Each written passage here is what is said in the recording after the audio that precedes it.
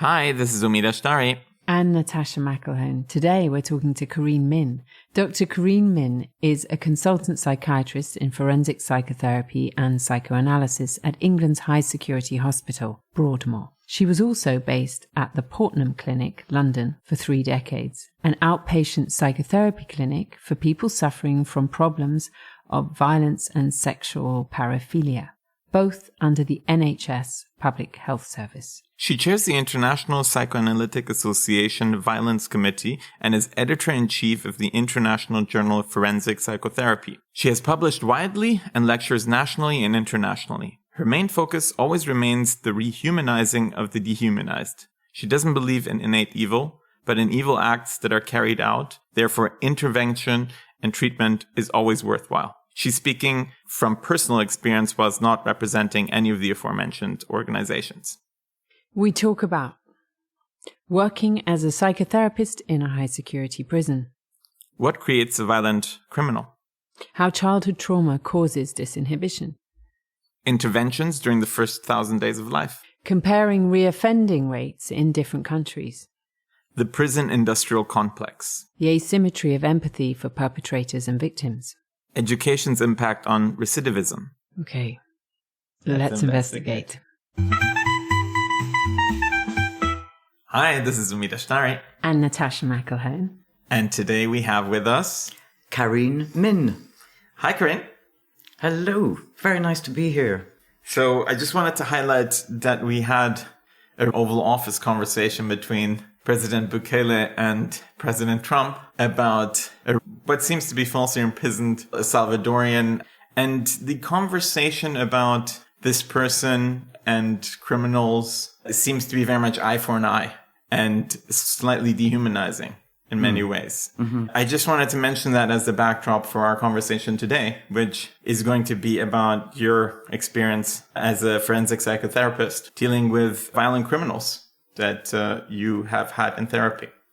Let's start off by you explaining to us, what does forensic psychotherapy actually mean? It's a description of a kind of bridge between the world of forensic psychiatry, which deals with mental illnesses and risk assessing, and the criminal justice system. And forensic psychotherapists are small in number internationally. They're usually psychoanalytic in their orientation, in their practice.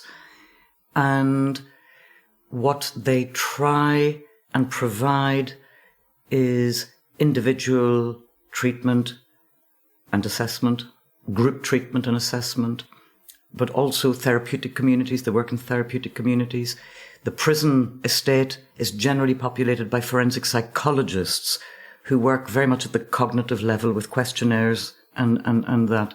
Forensic psychotherapists work differently. They work with a more psychoanalytic approach, which takes the unconscious into consideration. So we're very interested in the psychodynamic understanding of what leads people to act out violent behaviors. They do something to the external world, but in our view, it is a reflection of what's going on in their internal world. And if we can somehow get to understand that, we could do much better in prevention, and we could do much better in treatment and reducing recidivism. Mm-hmm.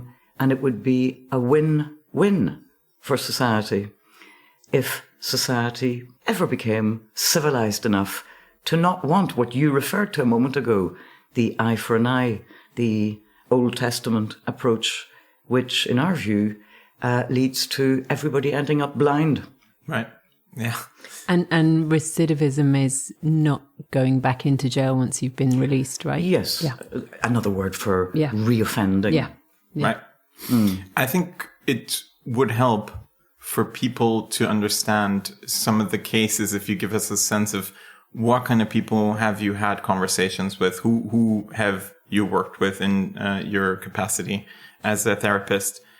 The goal here is, and I think this is going to be something that we can discuss head on, there's people who have done really violent things, right? And I think it's very hard for people to just on an emotional level, sometimes then see them still as human beings, right? And what we're trying to do is actually explore this and see how you, doing the work that you do, break through that and come out on the other side and actually discover the humanity within them. I think it's essential, but there's a real drive always to dehumanize people who do absolutely dreadful things. They're also very convenient recipients for all of us to be able to point the finger and feel very good ourselves, because we're not like that. Of course, deep, deep, deep in our unconscious, we are. But the difference between us and those who carry out those acts is that we have found ways to manage our impulses, to manage those terrible drives, to contain our rages. There's 3 of us sitting around this table. Not one of us will not have thought once, oh, I'd really like to kill him or kill her. No, we don't go and do it.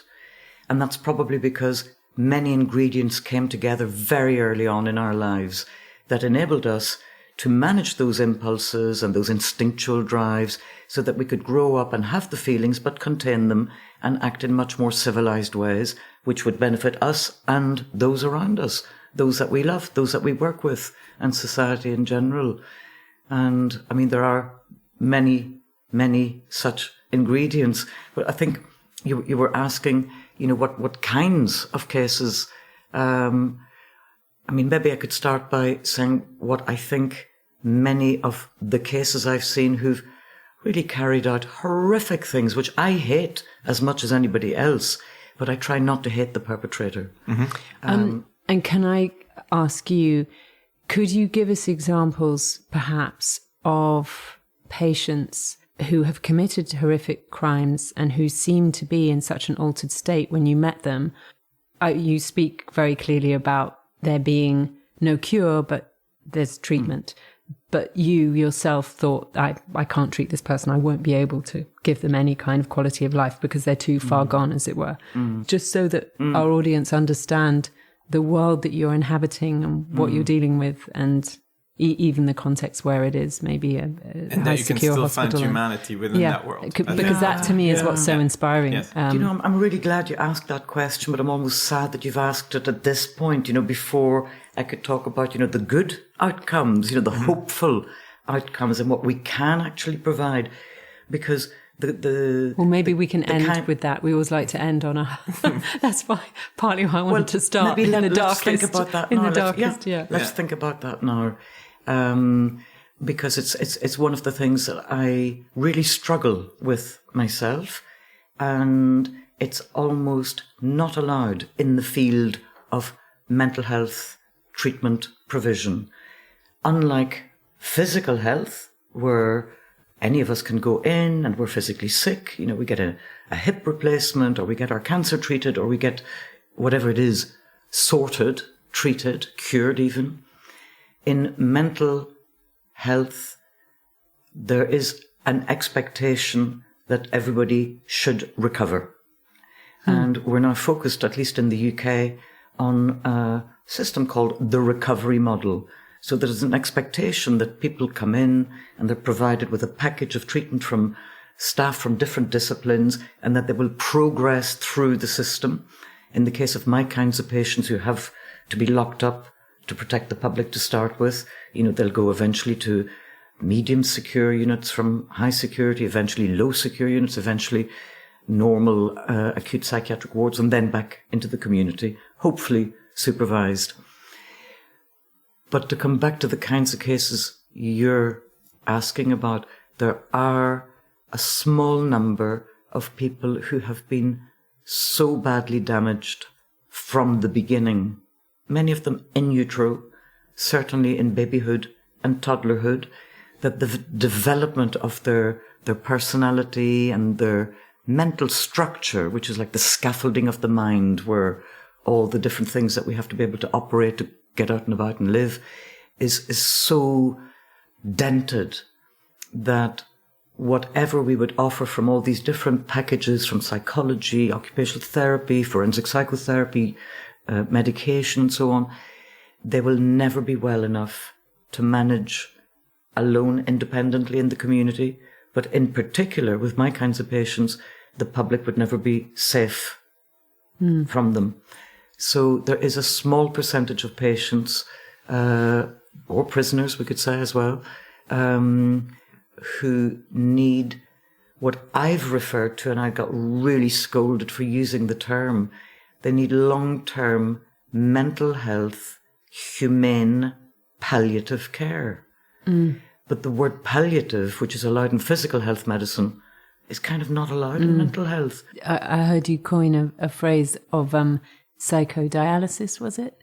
So there's just this constant, which Well, that's the more hopeful. Yeah. Where the patients who have really managed to take on and to take in the treatment offered, which is often a combination of being heard for the first time properly, being listened to, being spoken to, developing a trusting relationship with somebody constant, somebody who's in their lives for a sufficiently long time, because many of them have been taken into care in very early childhood, different care homes. You know, many of my patients have had an average of 15 up to 30 something different placements. So they've never had a continuity of care, and they just expect to be betrayed, to be rejected, and so on. So you have to be able to provide long-term intervention. And many of my patients who've done well, I've had them in high security for 5 to 10 years, sometimes longer. See them once or twice a week, followed them to their medium secure units, and then they came to see me as outpatients once a week. And then at some point, I could see them maybe once a month, maybe then every 3 months. And give us a couple of examples of that, because I want to make it less abstract. I want people to understand what is this world that you're inhabiting. So, okay. Yeah. So tell me, let me tell you about one. Yeah. I'll tell you about one because he's fresh in my mind because I saw him recently. And he's somebody where I got really angry with the system because the system was against this for the eye for an eye reason. This was a late 20s man who was in and out of prison a lot, from age 18 actually onwards. And I'll come back to his early years in a moment. He was so angry, so not looked after, that he took it out on the prison officers, he took it out on the other prisoners. He smashed up so many cells in prison, he smashed up entire wings. And the prison system, he kept being moved from one prison to another. And the prison system actually needed respite from him. So sometimes when that happens, a high security hospital will relieve the prison estate, and the prisoner will come to us for an assessment of whether they have what's called, it's a kind of mental disorder. Mental disorder is the umbrella term. Whether they've got a personality disorder, I hate the term, but we have to use what's active at the moment, that could be treated. Mental disorders basically come into different categories. There's the psychotic illnesses, schizophrenia, psychotic depressions.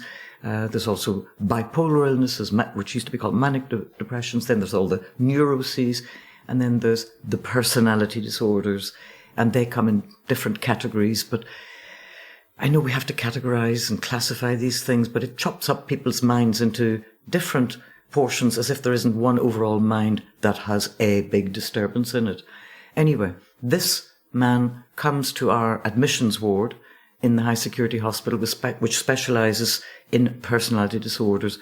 So we have a lot of men, young men in that ward, with mainly psychopathic traits, and they've all acted out extremely violently, killed people. Psychopathic means, in this case, no empathy for the suffering of others. Is that? Well, psychopathic traits, but they might not necessarily fulfill the whole criteria for psychopathic disorder. Got it. Which is extremely rare. Yeah. But they would have some psychopathic traits or antisocial personality disorder. Got it. Traits. So they act out their internal world turmoil violently. Mm-hmm. So on this ward, many of them have killed, raped, mutilated, whatever. He arrives on this ward. He hasn't actually killed anybody, but he's smashed up a lot of things and beaten up a lot of people. First thing he did was strip off his T-shirt to show his beautifully toned muscles, pectorals, biceps, and ripples his muscles on the ward to make sure that he can shuffle himself into the position of top dog. This, it's a very prison kind of mentality. There's a food chain. Right. Bank robbers and killers are usually at the top of the food chain. Actually, at the bottom of the food chain in prisons, it's not what you would expect, the pedophiles. Yeah. It's actually the snitches. Oh, the wow. snitches are one below the sex offenders, even the sex offenders against children. So he's on this ward, rippling his biceps, scaring the pants off everybody, and other killers and rapists and so on are cowering in the corner, and he's allowed to be in this top dog position. And because I work on that ward and I'm the forensic psychotherapist allocated to that ward since decades, I go up and introduce myself, and I'm immediately told, fuck off. And I say, well, I won't fuck off, but I will come back and see you again. And I go back every week for 3 months, and I'm told, fuck off, fuck off, fuck off. Fuck off with your fucking psychobabble every time. And after about 3 months, he smiled when I approached him. He said, not that fucking mad woman again. Do you not understand the term fuck off? And I said, do you know what? I don't understand what you mean by it, but why don't we go into that room so you explain it? And because he was like in a good moment, he actually came into the room, and I think he developed a bit of curiosity about why I was so curious in him. Mm-hmm. And that was the beginning of us sitting down, initially just for a few minutes, but eventually we had regular weekly 50-minute psychoanalytic therapy sessions. And what emerged from that was a young boy who'd been born into a very dysfunctional family with warring parents, domestic violence, you name it, and eventually social services airlifted him out at the age of 7 years and put him into a children's home where he was sexually abused, including being raped by a male carer and other physical abuse situations that went on, and he'd never spoken to anybody about it. And he was still having flashbacks and nightmares, and it had led to him developing a complete paranoid stance, especially towards anybody in a position of authority, anybody wearing a uniform. So traffic wardens were experienced by him the same as police officers or prison officers or high security nurses or, like me, a high security doctor. We were all just seen as somebody that was bound to abuse him. And he had to protect himself first by putting this violent defensive shield in front of him. So he and I worked for a good 2 or 3 years, once a week. But because he was so verbally hostile to the other patients, but especially to the staff, the nursing staff in particular, he was extremely sexist, ageist, racist. I mean, he was appalling in his way of speaking. He managed to fulfill his job description, which was make sure I'm hated, because then I recreate the atmosphere that's familiar to me. I know then how to operate in it.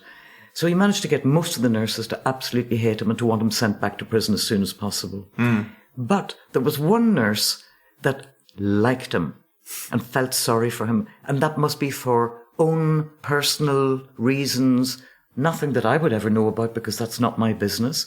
But every week in that ward, I run what's called a reflective practice group meeting, where mainly the nurses, but the other disciplines also come, and we just see what patient surfaces that they need to talk about that's provoking particular responses in them. Now, he came up a lot because he was so despised.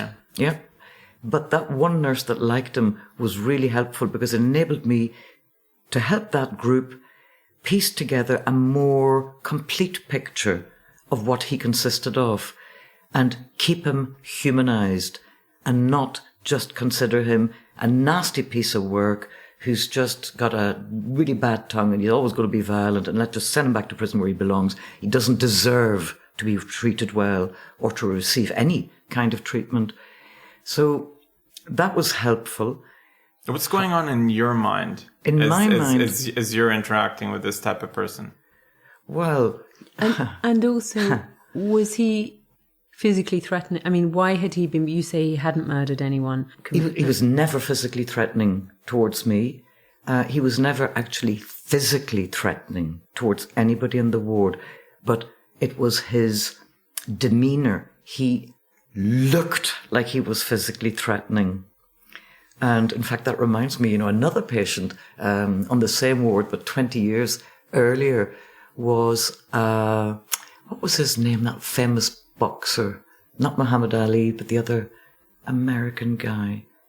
Anyway, he looked, Mike Tyson. And indeed was, Mike Tyson. He was like a Mike Tyson look-alike. And when he was brought to our hospital, there was a police helicopter, there were 2 vans, 16 police in riot gear, because he'd been on the run and they'd finally arrested him. They brought him in, and it was his demeanour, it was his physical, menacing way of appearing that provoked and or evoked particular responses in everybody, which was, he's bloody dangerous, we're not going near him, oh my goodness, he'll never want to receive any treatment or anything like that. And actually, if you present yourself in a particular listening way, you might well get them into a room. He got into a room with me for 50 minutes after telling me to fuck off for years. So there's something about the menacing presence, which is a defensive shield. It's like a suit of armour, because these are little traumatized boys. They're little traumatized children in big adult hairy bodies. And of course, yes, they can use their big adult hairy bodies to carry out horrific things. But if you keep an eye on the fact that they're also little traumatized boys and something went really badly wrong early on, it doesn't condone what they've done. I hate what they've done as much as anybody else. And I do believe that, there is a certain punishment required. They're unconscious, needs to be punished. But I believe that the punishment should be a loss of freedom combined with treatment. Right. Rehabilitation. I mean, you'd certainly probably have developed a really strong muscle of compartmentalization, right? Because I don't think that everyone can be in that menacing presence and be able to put that aside and say, oh, it's a little boy in there. Well, it's not that I'm like some Wonder Woman or super brave or anything like that. Not at all. I would not take risks. Mm-hmm. But what I've become aware of over 30 plus years in the field is that the most frightening of these patients or prisoners are usually the most frightened. Mm-hmm. And I've learnt more from the patients and prisoners than from any educator or trainer. And you've just reminded me of another one, also in the High Secure Hospital, who he had killed a stranger, a woman, in a public transport situation, very late one night, and had always said that it was a handbag theft that had gone wrong. But, that wasn't in keeping, what actually went on. It just wasn't in keeping because it was such a horrific attack from behind. A completely defenseless woman who just didn't even know what was about to happen because she didn't see it coming. But anyway, there's a long story that I could tell you about him and how we pieced together, going on an archaeological dig, what that woman actually represented to him, who had been abandoned by his own mother. They crossed paths on an empty carriage of a train, and they briefly made eye contact. And she must have thought, oh, I'm a bit scared of him, and turned away and started walking away from him. And something in his unconscious got triggered about the rejection. Yeah. And he came back after her. Yeah. So, it wasn't a handbag theft that had gone wrong. It was something completely else. And it was really important for us to work on that for the years that we did, because it completely altered what his actual risk was, what we needed to treat, and how we enabled him to eventually get back into the community, which we did. But that was like 12 years later. Mm. And that wouldn't have been the case had we not gone on the archaeological dig. But I've gone off at a tangent because it was actually... No, it's great. Tangents are great. Yeah. And we're going to return from this tangent, because what society will say is, that's fine and great and well done, good work, but what about the family of the woman that's dead? Absolutely. And one of the things that we in forensic psychotherapy want to do better is to provide more for the victims of our patient perpetrators, as well as treating our perpetrators, most of whom are victim perpetrators. Yeah. They're victims that have become perpetrators. We lose sight of the victim part. Yeah. But we're acutely aware that we focus so much, because there's so few of us, on working with the people who've acted out these horrendous things, that we don't provide enough for those who are left with the absolute catastrophic tragedy in their lives. I mean, obviously I can't know this, but I can't help thinking that I would want to know why. Yeah. And that somehow the healing that might happen if I understood better the abused child that you've just discussed. Yeah, to understand the circle of violence, right? I think it's so. About, it started somewhere else. And that's what you were talking about earlier on, is what the press does, is take this thing out of context and use this language, where it's very difficult for, let's say I've heard about something terrible and my response is, oh God, the poor guy or the poor woman having to do that. And everyone turns and, what the fuck are you talking about? Yeah. They did blah, blah, blah, blah, blah. Yeah. And you already realize, I've skipped 2 stages, which is I am meant to behave in that way. And if I don't, I'm seen as somehow inconsiderate. Well, also condoning. Yeah. Yeah. That's how you get attention. You only get attention once you've really disrupted. You don't get the attention when you're stopping yourself from doing so, and it's costing you a lot, and you're suffering just as much as any of these potential rapists, killers, whatever. You've also had a dreadful childhood, and you're actually maybe inflicting it upon yourself. So I guess it's a resources thing. Your endeavor with these men is so laudable. It's incredible. And the investment of time, of decades, and yet, how do we level that with people who are maybe on the brink of doing something like that? So I guess I'm talking about prevention. And so I would say let's start. Let's take by the way, we can cut all that and go back to... I think it's fine. Let's take a couple of steps back here, because, I think to paint a broader picture, you're mostly talking about men here, right? Mostly men. I mean, in the high secure... Tell us some... Should we ask about some of the women? I wanted to just get a bit of a lay of the land in terms of, what percentage of male, female, and then talk maybe about nurture versus nature. And what does the youth of somebody like that look like? You mentioned a little bit of it, but give us a landscape here of what's going on. Sure. I want to understand the before chapter, before they end up talking to you, right? Yeah. I think that's important, because it's part of what's misunderstood. Exactly. What Natasha was just describing. But I really want to stress that I never don't think, and same with my colleague, we never don't have in mind the absolute horror that the victims of our patients and prisoners end up living with. I mean, there is a little light of hope in terms of developing restorative justice, where, we have some trained restorative justice practitioners in some of the high secure and medium secure hospitals, also in prison, where the victim's relatives, if the victim is dead, it would be the relatives or those most closely affected, or the victim themselves, if they're alive, and they're contacted to ask if they would want to meet the person who wants to explain to them what they did and to apologize. And those who take it up, it is so deeply moving. It is so deeply moving because the patient who's carried out the horrendous act, who's often oblivious to what they've done, and detached and appearing very psychopathic. This is why you hear in courts, the number of times I've heard judges saying at the summing up, and what's more, Mr. Blah, blah, you have shown no remorse whatsoever. Yeah. And I'm always thinking, but God, if they had the capacity for remorse, they wouldn't have done it. Yeah.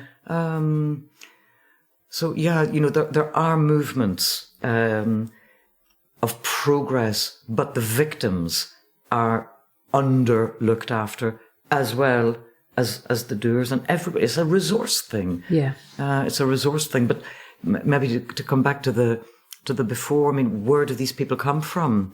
Male-female split, where do they come from? Well, of course, there are far more male perpetrators of overt violent acting out than females. Yep. And in a very generalized way, females tend to act out violence on their own bodies or on the products of their bodies called their babies. Mm-hmm. And Estella Weldon is somebody who was a paradigm changer and who wrote, I mean, the first time, the first book that she came out with was in 1988, and it was called Mother, Madonna, Whore, and how difficult it is for society to accept that women can be really violent and perverse and take it out on their babies and on their children. And probably it's something to do with the idealization of motherhood. You know, mummies are supposed to love their babies and look after them, and the idea that they don't sometimes is just unacceptable. But it's a fact. So in terms of violent crimes, of course, men far outnumber. I think in England and Wales at the moment, it's about 85,000 male prisoners to about 4,000 female prisoners. Right. And in terms of nature, nurture, you know, it always used to be big debate, you know, is it nature? Is somebody born evil? Were they a little baby psychopath that just grew up into a big adult psychopath? Or is it the nurturing, you know, did something horrendous happen to them? It's an intermingling of the two. I would say with it being more top-heavy nurture. But of course, the kinds of people that I've ended up seeing who've done horrific things with damaged minds, you know, either severe mental illnesses or personality disorders, which are the adult version of childhood traumas, right, manifest.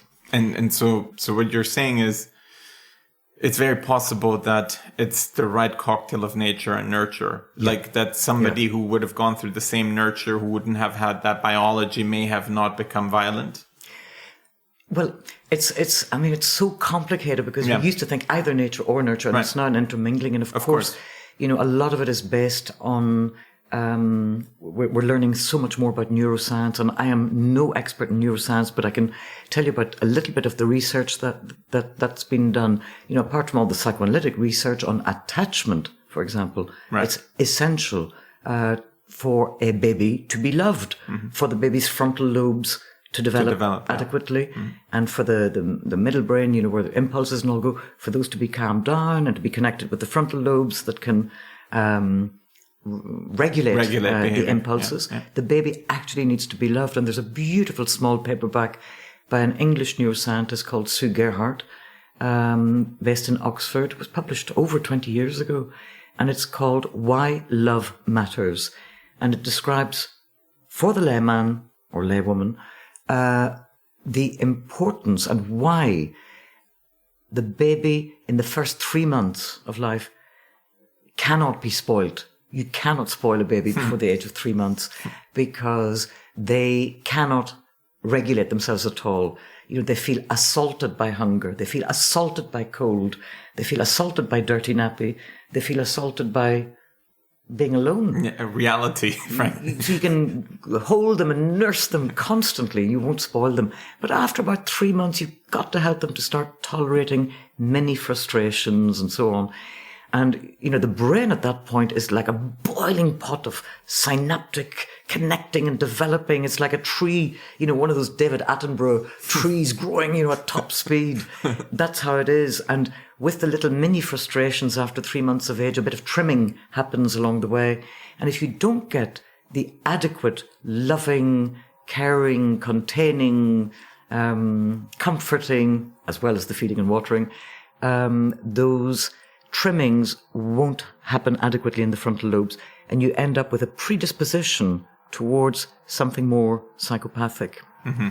Then there's an extra layer, which is being examined and researched amazingly by epigeneticists. And I had the pleasure of meeting an American epigeneticist, Professor Stephen Suomi, who took over from Harlow, famous psychologist Harlow, who did all the early research in the 20s, 30s, 40s with the rhesus monkeys. He was one of Harlow's PhD students and then ended up becoming the director of the laboratory, which is a huge space with thousands of monkeys. And, you know, of course, some people may be listening to my description. They might think, oh, this is terrible. It's animal cruelty and so on. Yes, there are ethical things about it because they do to monkeys what they can't do to humans. And yes, it is cruel. But if I can put that aside and just describe what discoveries he made, it'll blow your mind, I think, as much as it blew my mind. This is the metal mother versus the that was fluffy Harlow. mother. That was Harlow, right? Yeah. Suomi refined it further. Right. And what he did was he saw that about 10% of the rhesus monkey population was a bit psychopathic in its behavior. And the way they identified the future psychopathic rhesus monkeys was they looked at them growing up, and they were the ones who were aggressive to the other toddlers when they were toddlers. They became really badly behaved adolescents. If happy hour was provided for them, which they did with alcohol, they were the ones knocking it back, getting completely pissed. They were also the ones with high accident levels because they would overestimate their capacity to jump from one branch to the other because they were omnipotent. And they were the ones who tended to be kicked out of their tribes. Mm-hmm. Nobody wanted them. Yeah. So they'd be kicked out. He examined the DNA strands of those monkeys that had those manifest traits. Mm-hmm. And he identified a complex DNA strand which genetically predisposed a baby monkey, a future baby monkey, to become like that. Right. So what he did was he got loads of those monkeys with that genetic predisposition and he made them breed. So he made hundreds of these genetically predisposed little psychopaths. Mm. And he divided them into two groups. I hope you're not going to get loads of complaints about... Yeah, you will. It's okay. Shall I describe it anyway? Keep going. Okay, it's not that bad, actually. Right. It's a good outcome. Yeah. So he just divides them into two groups. And one group doesn't get... is properly looked after, fed and watered, but doesn't get all the loving care and played with and affection. Mm-hmm. The other group is adopted by previously identified super rhesus monkey foster mothers. They're very nurturing. So they were very nurturing. They were already spontaneously taking in abandoned babies. And so the other half of these genetically predisposed psychopaths adopted by these super foster. So then they let them grow. Right. And they examine them again. What happens? Of course, almost 100% of the ones who didn't get the proper care became manifestly disturbed and aggressive. The other ones, practically 100% of them, not quite, but near enough, became not manifestly aggressive, but ordinary, like their adopted siblings, and were loved and behaved adequately and grew into decent rhesus monkey citizens. Right. But he didn't stop there. He then looked at that group when they had babies, and he examined the DNA strands of the babies of the ones that were looked after. Okay. Right. And the genetic predisposition for psychopathy was switched off. Wow. And this is such, I mean, it gives me goosebumps even describing it to you, because it gives us an idea of how transgenerational trauma is inherited literally onto the DNA. Right. And how you can change that with proper treatment interventions, with proper care, proper fostering, adopting, parenting. There's systems in America, but the one that I'm familiar with is actually a German system called No One Falls Through the Net.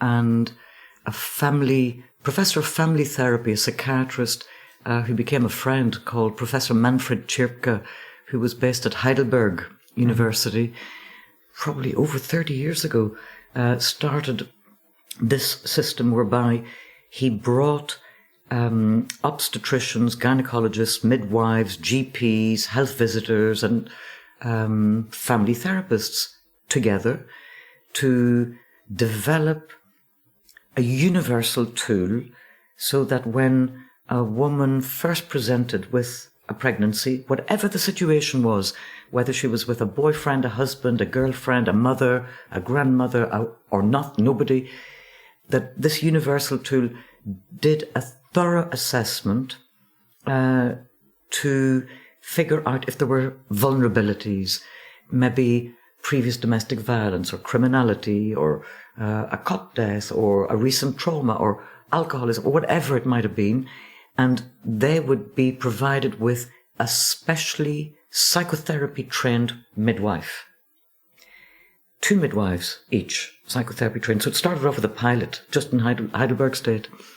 And after a few years, the results proved to be incredible, that these babies that were born, that had been detected as maybe at risk, that were provided with a midwife, one of the 2 midwives would be present at the birth, so already a relationship had formed with the mother.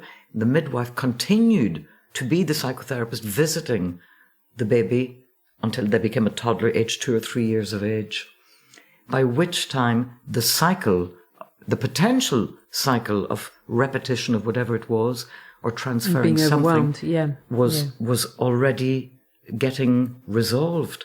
And the early research showed that these babies that became toddlers and went to kindergarten weren't aggressive and were mingling properly with the other children and weren't getting expelled from primary school and so on.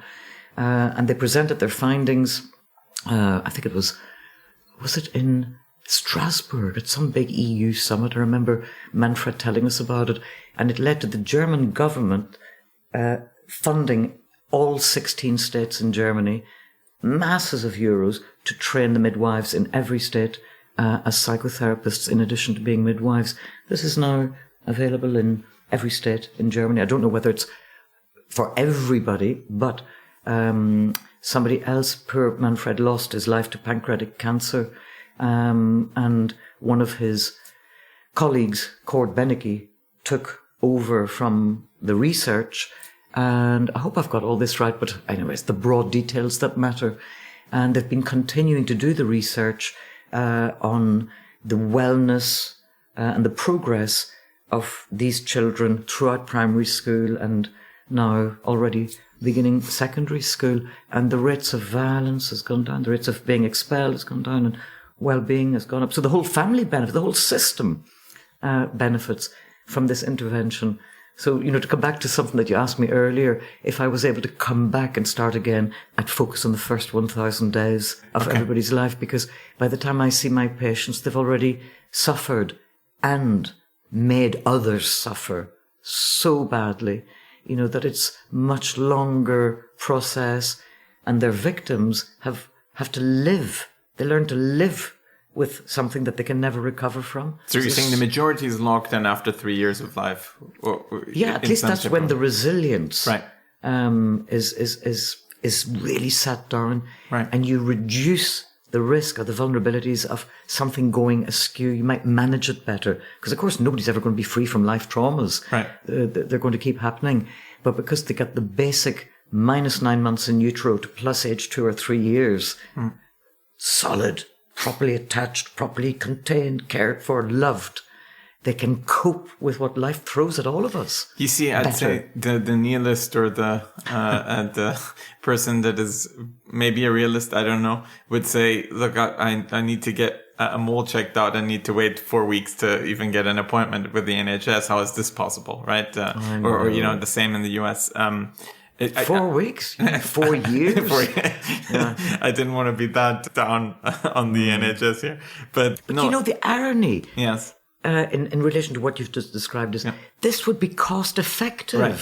Yeah. This is the irony of all of it. It would actually cost less. Yes. So we all looked up result, but I'm a bit alarmed about Germany, given what you just told me, because their recidivism rate isn't It's somewhere in the middle, right? Yeah. It's so if I guess it's a much bigger country than Denmark and Norway and all of these. Sure. And the results. I mean, the recidivism rates would be for adults, and the research is still at the secondary school stage. I see. We'd have to look in 10 years' time. To see. That's what I was curious about. Good point. Yeah. So just for the listeners, the way we can group countries, we have the Nordic countries, which are really doing well on the recidivism side. And then we have Germany somewhere in the middle, and then the US and the UK probably a little bit worse. Yeah. And so the staggering statistic was that 25% of the world's prison population is American, even though it's only 5% of the global population. Yeah, it's shocking. That they are so that incarceration isn't working. It is outrageous, but we won't go into that. There's private. There's a lot about that. There's a lot of they're making money. It is. Yeah, it's become an industry with so many other things. Go back to the criminal who kills the woman on the train station, who he's never met before, and you get to the bottom of why that happened. Then to a patient who's killed his own mother, and then when maybe you backtrack and you see why, because actually he did get the right person in his mind, because it's the person who didn't love him, who he didn't get any care from, and I'm sure there's a story as to why she was incapable of doing that, and again it goes back. Yeah. Is there less of a sentence for, this sounds crazy, but is there less of a sentence for matricide in a set of circumstances where there's been real neglect and hardship or not? It's completely dependent on which court and which judge and which solicitor the person happened to get and which psychiatrist the solicitor of the person happened to get. It is so haphazard, Natasha. It's not uniform. It's not equal. It's real postcode lottery. So, in the high secure hospital where I work, we have two psychoanalytically oriented groups for homicide offenders.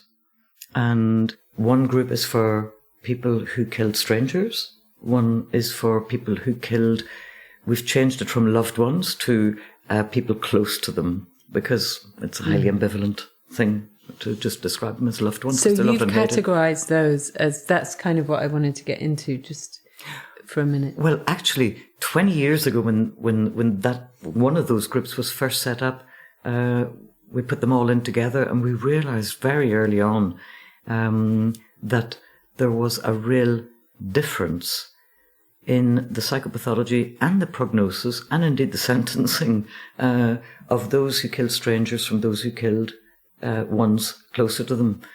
And we ended up separating them because we thought it was going to work better. Now, this was these were my colleagues who were psychologist therapists who started this. I now supervise those two groups. I'm not directly running them. But to answer your question, it is completely haphazard. So one person who killed his wife in that group got a conviction for murder, life sentence.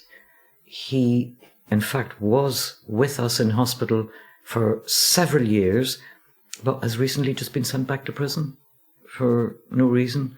And he was clearly psychotic when he killed his wife and should have received a manslaughter, diminished responsibility, and been enabled, to really have proper, thorough treatment, which he never did. Another man in the same group also killed his wife, was psychotic, and got diminished responsibility with a hospital order rather than a prison sentence. So, why? Inexplicable. Inexplicable. And it's so unfair. So, we spoke about the day-to-day, we spoke about prevention. Let's talk a little bit about rehabilitation. The reoffending rates are relatively high in the UK and in the US comparatively. What can we do better? What's going wrong? Of course, if you had a magic wand and the world would be unconstrained, and then probably more the idea of, within the constraints of the system, what would you do? What can we do? What's going wrong? Maybe start there. I think to focus on just punishment, the retribution, the vengeance and so on, is an error.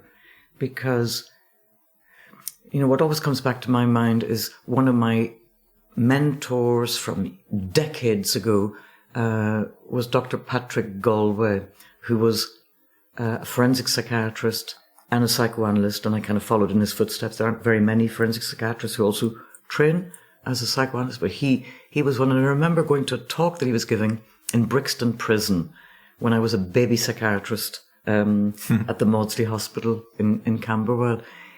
And the thing that stood out for me from his talk was, well, you know, these people are raised in hell.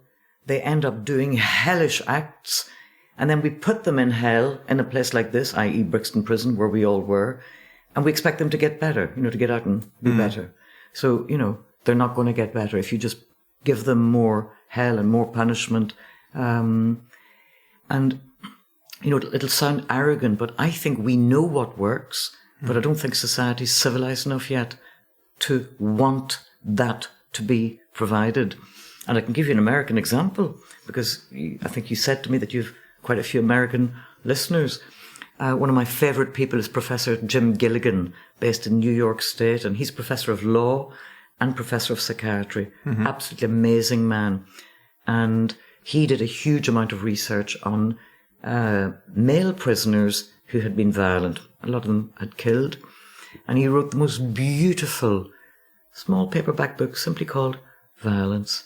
And in a nutshell, what he was getting at was that it was the sense of not just all these childhood traumas, but the trigger for a killing would be experiencing a humiliation. Right. An actual or a perceived humiliation being the provocation. Anyway, about 20 years ago, he started, you know, another innovative project, which was to bring education into the prisons.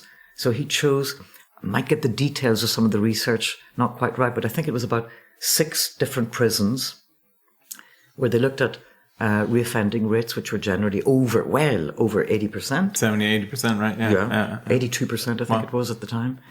And they brought in education because there's a lot of people in prison haven't had the opportunity to be properly educated. Some of them are illiterate as well. So they brought education in at different levels in these 6 prisons over a few years. So very basic literary skills, secondary school education, and even, I think what you call in America college, or we'd call university, 3rd level education. And they did that. And then they looked at the recidivism. And I mean, it was just so amazing. For those who received 3rd level university college level education in prison, do you know what their reoffending rates became?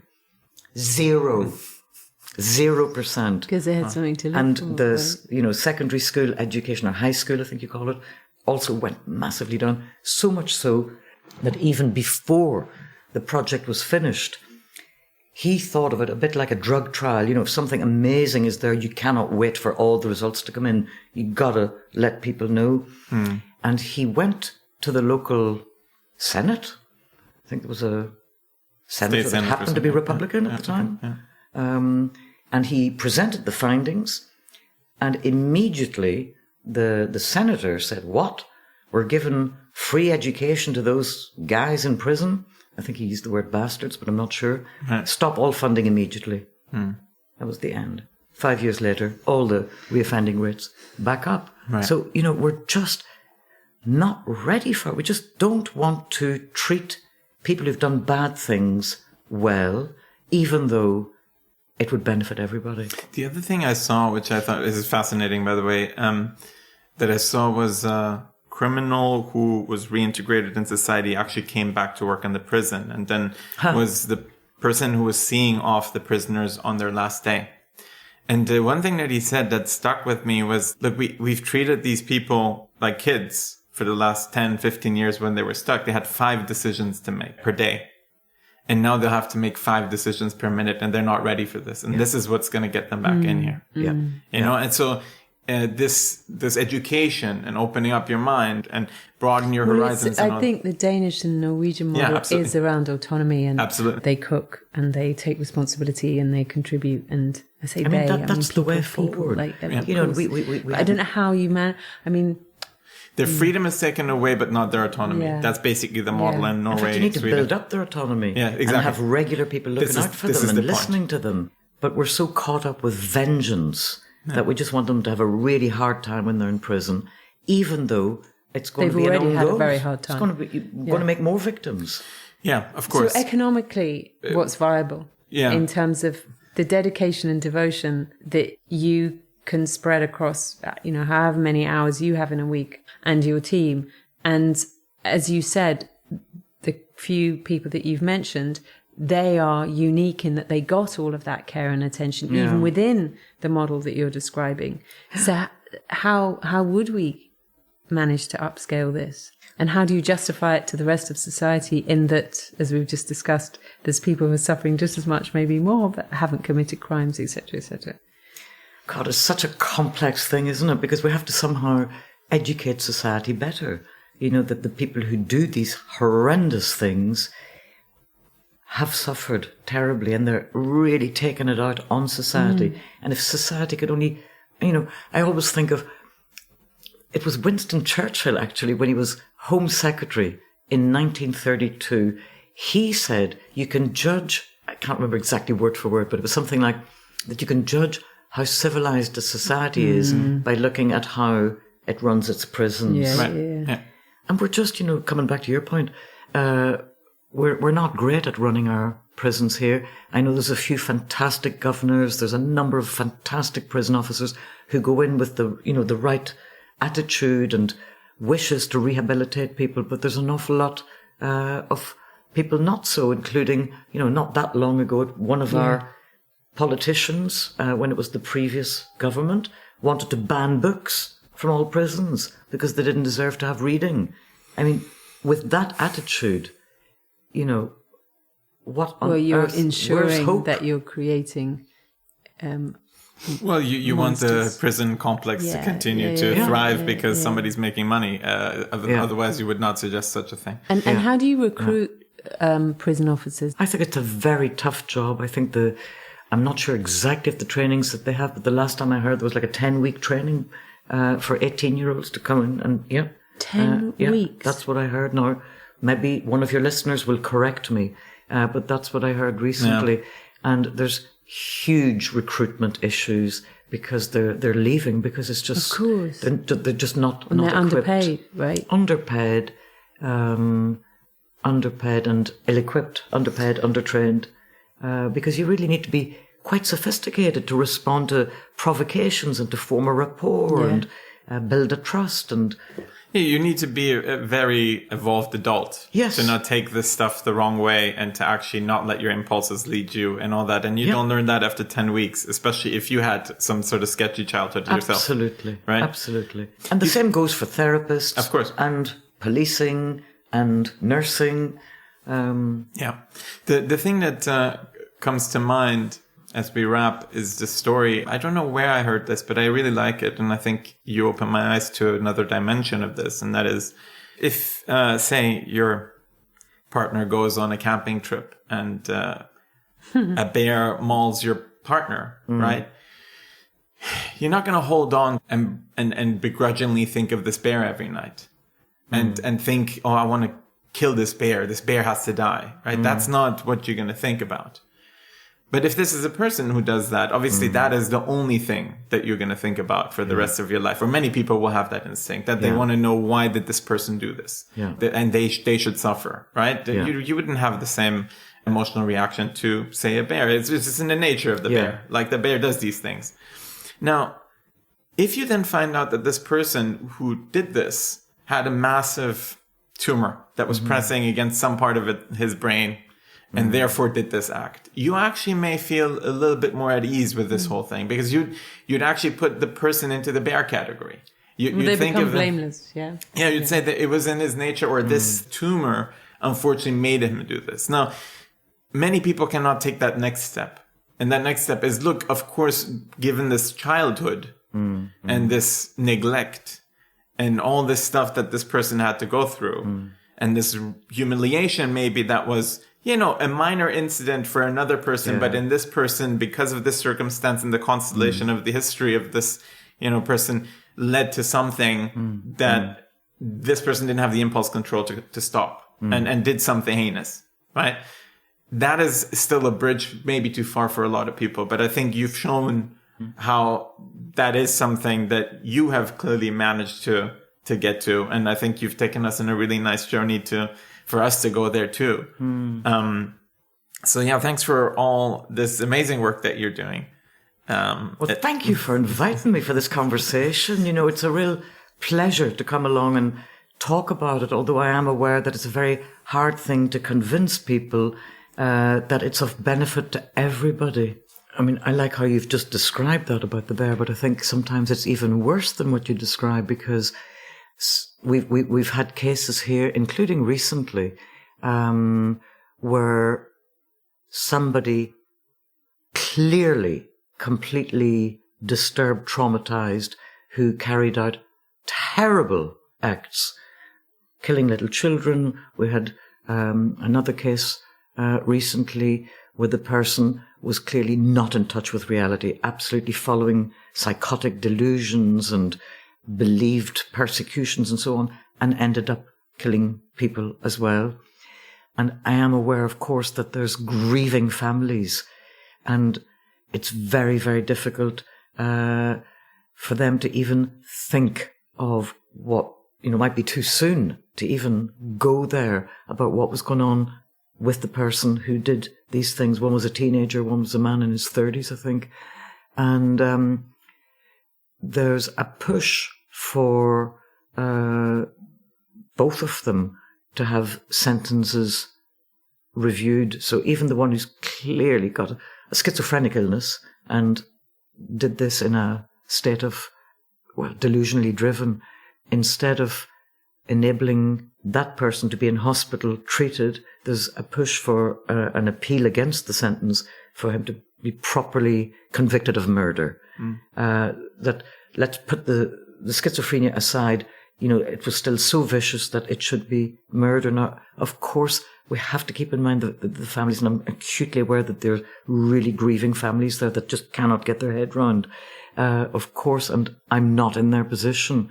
So I can think more objectively about the man, and I do think he should have treatment. And the same with the teenager who carried out the killings. But on that occasion, there was a real push for bringing back the death penalty for a 17-year-old who was clearly off the rails. We can only understand that in terms of people identifying with those who are affected, but also, I think, something about the whole of society, not the relatives, but the rest of society being able to point the finger and say, "Ha, you see, there we go. Let's punish that one." Yeah, I think it's in our nature to be empathetic with the plight of the victims, obviously in this case. Yeah.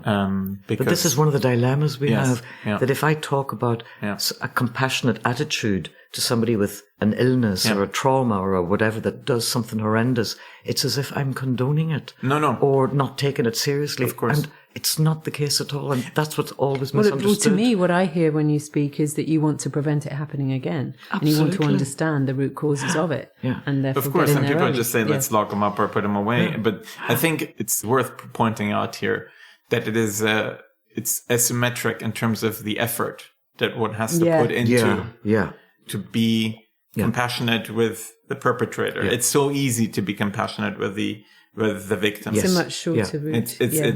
But it requires a lot of energy and work and nuance and discovery, which is worth doing in most topics in life. This is why we have a podcast. Definitely. But I guess it's a huge commitment to something that may or may not pay off. Is that right? I mean, I agree, but that's why I think resources should be put into the first 1,000 days. That makes so much sense. That's and we where look the prevention happens. the numbers, and I'm sure there's lots of different sources of figures, but what seems to be the case is the more that is spent on rehabilitation, the less reoffending there is, but also the richer the whole of society, as you've said, will be in the end, because those people will end up contributing. Yeah. And maybe being remorseful and maybe wanting to get involved at the level of rehabilitating other prisoners. Absolutely. And that happens. To break a lot of these cycles that we see that are unfortunately ailing civilization, we need a little bit of investment. But it's good to point out your work and your faith. That's what I find so inspiring, that you're not that many people, maybe prison officers, go to work every day and get told to fuck off, but still keep going back 3 months later in the hope that the person will turn and talk to them. Maybe growing up in Northern Ireland helps. It's really inspiring. I think doing the work of reframing is what you've done. And I think that's always worth putting the energy into reframing certain things, which I often do with other things in society. So for instance, if I see somebody revving their Ferrari so loud, I'm just saying, you're just this little kid that's crying in the crib and needs their mommy's attention. And you're saying the same thing about these people. No, I really want to commend you for being in the arena, and it's inspiring what you do day in, day out. Thank you. Thanks for sharing your story here. Yeah, thanks so much for coming and educating us.